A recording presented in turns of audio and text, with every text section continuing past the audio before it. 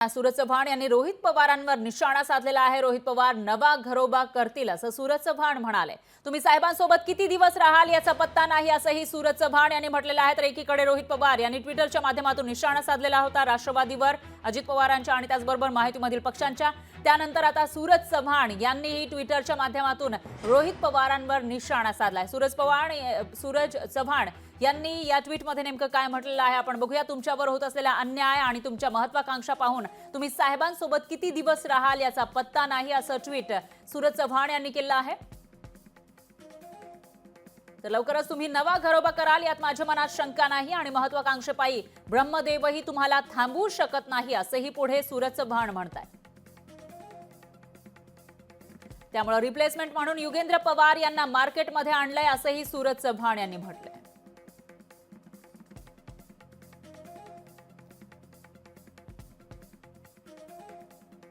तर सूरज चव्हाण राष्ट्रवादीचे प्रवक्ते यांनी या ठिकाणी ट्विटरच्या माध्यमातून रोहित पवारांवर निशाणा साधलेला आहे। एकीकडे रोहित पवार हे सातत्याने ट्विटरवरून टीका करताना दिसतायत सत्ताधाऱ्यांवर आणि अशातच आता सूरज चव्हाण यांनी त्यांच्यावर निशाणा साधला।